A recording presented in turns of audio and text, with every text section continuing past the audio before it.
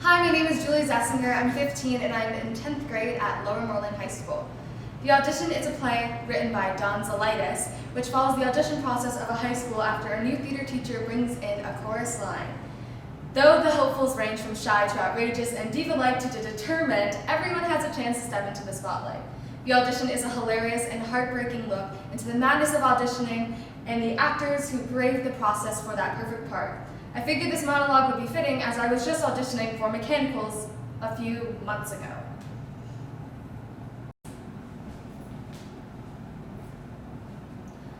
What exactly are you looking for? I think I would do a better job of auditioning if I knew exactly what it was you were after, because I can do anything. I mean, not anything, but pretty close. Like if you wanted flirty or funny, I can do that. Or if you want me to be like all mean and everything, I can do that too. Or if it's like a really sad role, I cry just about every day. Not for any real reason, just for practice. I practice crying in case it comes in handy someday. You never know when you might need to cry.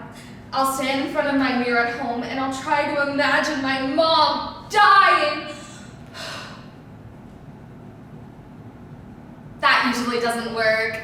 But then I think about all those starving kids in Africa and that doesn't work either. But then I think about puppies and puppies make me cry. Not like hurting puppies or anything, just puppies. I hate puppies. They're always looking at you like, look at me, I'm so cute. Well, you're not cute, you're just a baby dog. That doesn't automatically make you cute. And personally, I think puppies are sellouts. I mean, just try and turn the TV on and not see a puppy selling something. So I think about puppies, and then I cry. I can also burp on command. Hi, my name is Nathanson. I'm a 10th grader, 15-year-old 10th grader at Central High School, and I'll be performing a monologue from the musical Les Miserables by Alain Boulin and Claude Michel Sornberg, based on the novel Les Mis by Victor Hugo. It's a story of love, revenge, and the struggle of the poor citizens of France as they clash with the government and with themselves. In this scene, the leader of the French resistance movement, Marius, is trying to inspire the men of the movement to have hope and continue the fight against an oppressive government and understand how dire their situation is. I personally chose this monologue because of the bold and powerful expression and emotion I love to portray when I act. Let's strike! We can't strike! Why not? Because it's against the law to strike. The king has declared that everything is a crime. Writing is a crime. 2 weeks ago, the police destroyed the Gallery, the workers' newspaper. They smashed the press. They burned over 2,000 documents, but that didn't satisfy the king. 3 days ago, at a student meeting, a peaceful meeting, soldiers broke up and arrested 2 of my friends. Writing, talking, going to class, speaking out is a crime. Being poor is a crime. Being poor is the worst crime. And if you commit these crimes, you're condemned for life. Our government has no mercy, no pity, no forgiveness, and there's no work for us. And because there's no work, our children are starving. Tell me, why are we powerless to save the people that we love? All of you know! Tell me, why? The king betrayed us. We were promised the vote. Do we have it? Do we have the vote? Where is the republic that our fathers died for? It's here, my brothers. It lives here. In our heads. Most of all, it's here. In our hearts. In our hearts. We are the republic.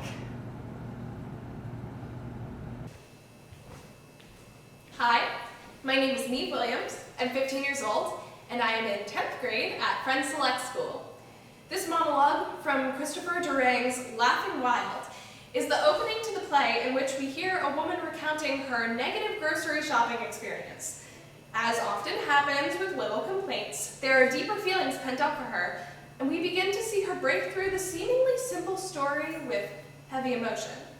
Not only did this monologue feel relatable to me in the sense that something so mundane can feel like the entire world, but I believe that every character has infinite layers, and this woman is no exception.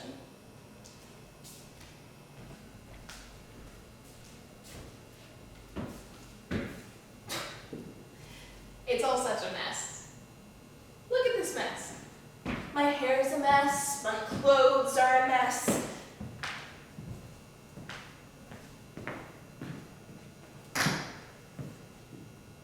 I'd like to talk to you about life. It's just too difficult to be alive, isn't it?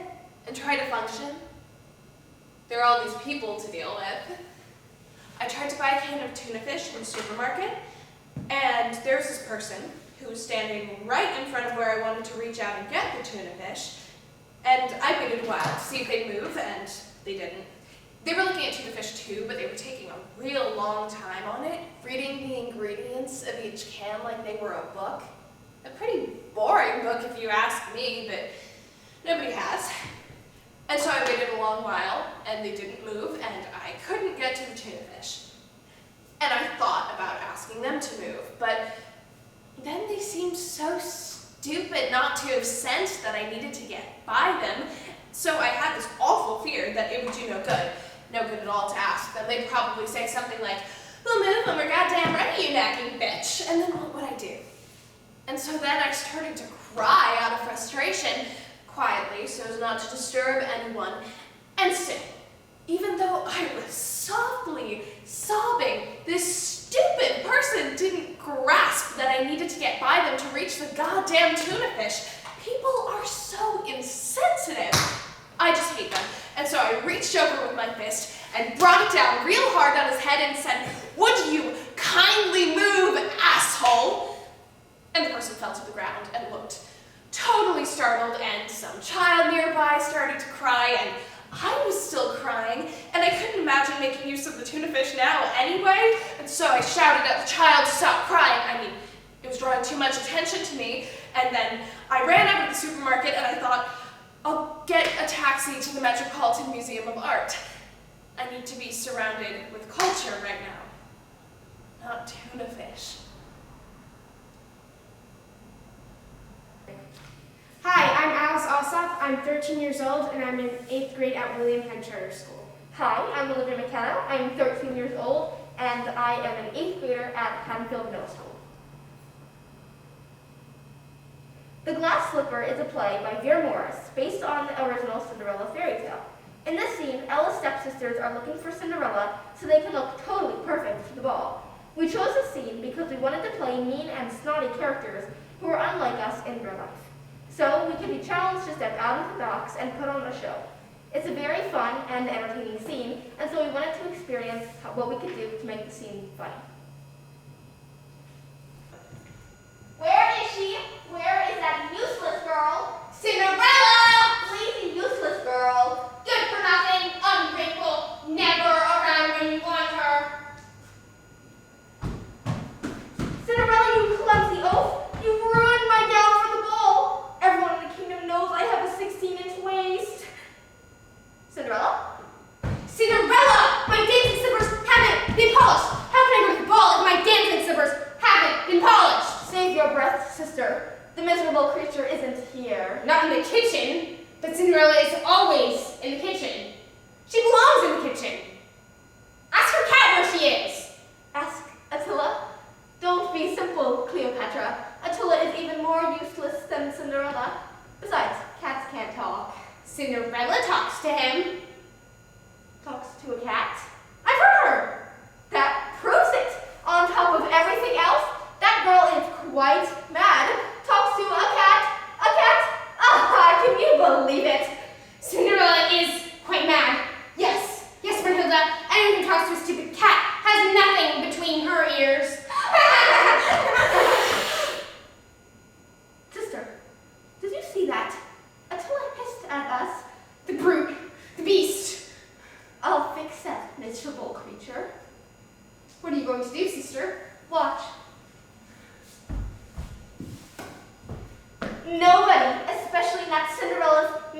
mouse catcher hisses at me. Here's a whack, there's a whack, everyone's a whack whack. That's the roomia to laugh. Give me another whack, sister. Stupid cat. Useless cat. Cinderella's cat. You'll never hiss at me again, you musty ball of fur. Out the door with him, sister. Out the door. Into the alley with you, Cinderella's cat. Out!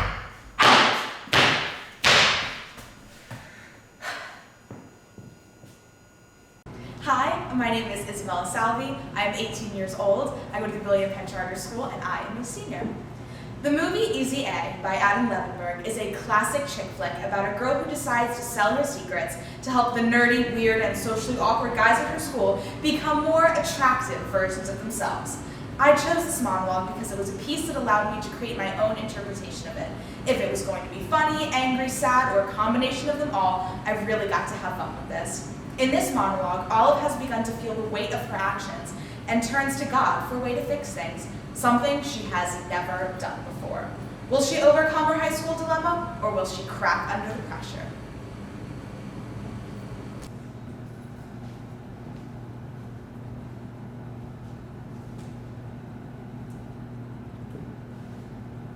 Forgive me, Father, for I have sinned. I'm not really sure how I'm supposed to start these things. I'm only going off of what I've seen in movies. Then I think I'm supposed to tell you how long it's been since my last confession, but that's kind of my first confession. I'm not Catholic. I don't know what I'm supposed to do except sit here and tell you all the things I've done wrong, so here goes. I've been pretending to be a, how would one phrase this in Catholic words? A harlot. It's not like I've actually been doing the things people are saying I'm doing, but then again, I'm not denying them. So I've just been wondering, is that wrong? There's a lot of bad stuff going down at my school, which may or may not be indirectly because of this whole masquerade. I'm lying. You got me. I may have caused the end of a marriage. In my own perverse way, I thought I could help it. In my defense, I know I may talk like an adult, but I am merely an adolescent. I should have never been propositioned the way I was propositioned by an adult. Then again, I should have never consented. It's just that a lot of people were asking me to do things, and I thought it was okay because it wasn't real. It was all make-believe, and no one was getting hurt, but a lot of people kind of hate me now. I kind of hate me too.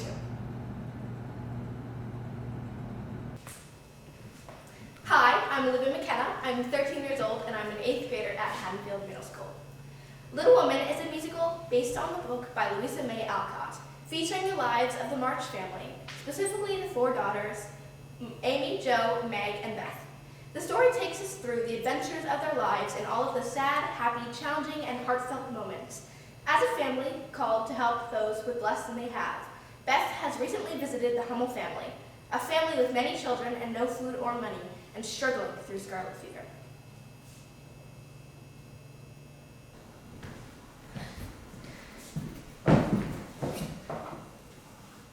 Oh, Joe, baby's dead. This is Hummel's baby. He died in my lap before she got home. It wasn't dreadful, only so sad. It seemed asleep, and then all of a sudden it gave out a little cry and trembled, and then lay very still. I just sat and held it in my lap until she returned home with the doctor. He said it was dead, and turned to Heinrich and Minna and said, "Scarlet fever, ma'am." Ought to have called me before. She told him she was poor and had tried to cure the baby herself, but it was too late. And all she could do was ask him to help the others and to trust the charity for his pay. I sat and cried with them until turned around all of a sudden and told me to go home, or I'd have the fever. Will you sit with me, Joe?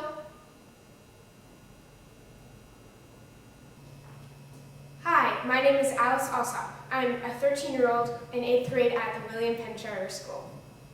Alice in Wonderland Jr. is written by Sammy Fain and Bob Hillard, and is based on the classic novel Alice in Wonderland by Lewis Carroll. The musical follows Alice's adventures and her interactions with all the characters. In this scene, Alice is asked who she is, and in this moment, she finally discovers who that is. I chose this monologue because it follows the tale of finding out who you are. This monologue shows Alice's true feelings, and I think that is important to portray. Well, I'm not a silly pair of tweedles who get all bent out of shape and tied up in knots if you don't know the proper way to say hello. And I'm not a bunch of snooty flower girls who act like they're better than everybody else and whose only ambition in life is to look pretty. And I'm not some crazy Mad Hatter who likes to cheat at games and break other people's things just because he thinks it's funny. And I'm not some white rabbit who never has time to visit or play or get to know me when all I wanted was to be his friend. And I am absolutely, positively, categorically not some big, old, nasty queen of hearts who likes to boss people around. I'll tell you who I am! I'm Alice. I'm Alice! Do you hear me? I'm Alice! Hi, my name is Isabel Attenberg. I'm in 11th grade at Science Leadership Academy, and I'll be doing a monologue from Pretty Theft. Pretty Theft is a short play that was written and published in 2009 by Adam Zesinger. It's a piece about a girl named Allegra who is just coming into adulthood. She meets a new friend named Susie, whom she works at a mental hospital with. While struggling with the dynamic within the hospital, as well as Susie's bad influence, her father dies. This proves to be the last straw for Allegra, and she decides to run away with Susie. This monologue comes just after her father's funeral, which she decided not to attend. She says one last goodbye to her mother, who is cold and negligent and can't even be bothered to turn around and listen to her. I did a monologue for Mrs. Zesinger play last year and was fascinated by his mildly disturbing yet intriguing writing style.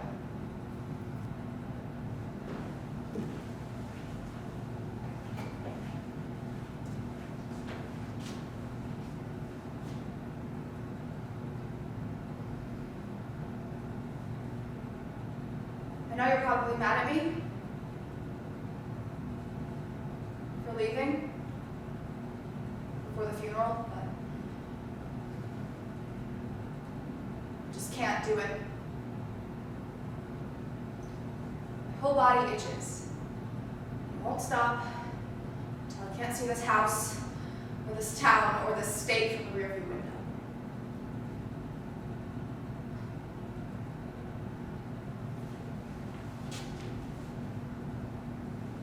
This way is better. This way, I'll get back from my trip and go straight to school, and you won't have to think about me or look at me. You can tell people you have a daughter, but you won't have to talk to me on the phone or see me on the couch. I'll be the no-maintenance daughter, just like you always wanted.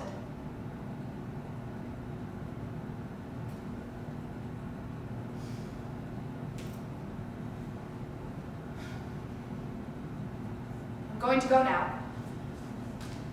I know someday you want to talk to me again. Maybe after I graduate, get a job, get married, buy a house, have a daughter of my own. Then you can talk to her and be her favorite. And then we can pretend that you were a really great mother. And she won't know. And I won't have to tell her.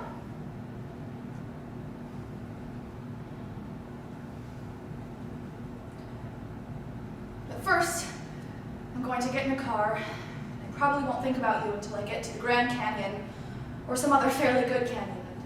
Maybe I'll cry at the mammoth orange hole in the ground, or maybe I'll smile because it's so beautiful and I'm free and windswept. First, I'm going to get into Susie's mom's car. I'm gonna drive until there's just drops left in the tank, and as we cross the border into Massachusetts, we'll pull into the first gas station we see, where I'll get some ding-dongs and some orange soda. And I'll bite into the first one, sitting on the hood watching the car serve up gas. I'll get in the driver's seat, put my foot on the accelerator until I can't keep my eyes open anymore. Then I pull over. We both close our eyes until we're woken at 3 a.m. by two separate, equally terrible nightmares.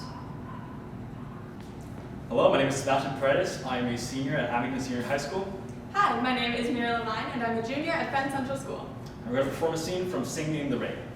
Singing in the Rain, a 1952 musical romantic comedy directed by Stanley Donen and Gene Kelly, tells the story of the transition in Hollywood from silent to talking films, while also developing a passionate romance between two actors, Don Lockwood and Kathy Selden.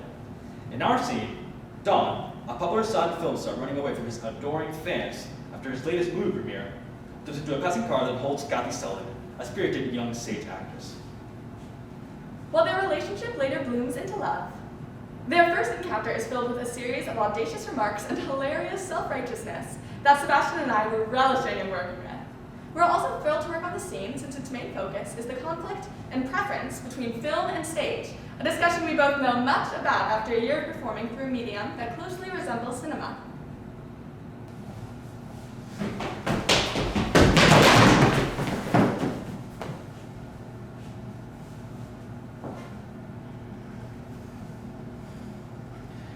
I'd very much like to know whose hospitality I'm enjoying. Selden! Kathy Selden! Enchanted, Miss Selden. I'm sorry I frightened you. I was getting a little too much love from my adoring fans. Oh, that's what you were running away from. They did that to you? That's terrible. Yes, it is, isn't it? It is terrible. Well, when movie stars get the glory, I guess we have to take a little heartaches to go with it. People think we lead lives of glamour and romance, but we're really lonely. Terribly lonely. Mr. Lockwood, I cannot explain how sorry I am about taking you for a criminal before. But it was understandable under the circumstances. Sure. I knew I'd seen you. Oh, so my pictures have you seen? I don't remember. I saw them once. You saw one once? Yes, I think you were dueling. And there was a girl. Lena Lamond. No, I don't go to the movies much. If you've seen one, you've seen them all. Well, thank you. Oh, no thanks.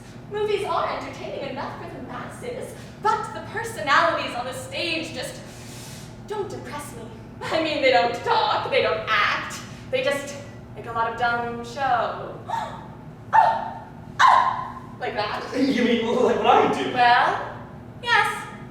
Here we are, sunset in Camden. Wait, you mean I'm not an actor? Pantomime isn't acting. Of course not. Acting means great parts, wonderful lines, speaking those glorious words. What's your lofty mission in life led to sneer my humble profession? Well, I'm an actress. On the stage. On the stage? I'd like to see you. Oh, what are you in? A conversion my English or being an interpreter? If you in a movie actor, of course. Well, I'm not in anything right now, but I will be. You see, I'm going to New York. Oh, you're going to New York. And someday we'll all hear of you. Kathy Selden, as Juliet, as Lady Macbeth, as King Lear. You have to wear a beard for that one, of course. Oh, you can laugh all you want, but at least the stage is a dignified profession. Dignified profession. And what have you got to be so conceited about? You're nothing but a shadow on film. A shadow. You're not flesh and blood. Oh, no. Oh, stop that. What can I do? I'm only a shadow. Oh, you keep away from me. Just because you're a big movie star, you expect every girl to fall in a dead faint at your feet. Well, don't you touch me. Fear not, sweet lady. I will not molest you. I am but a humble jester, and you are too far above me. Farewell, Ethel Barrymore. I must tear myself from your side.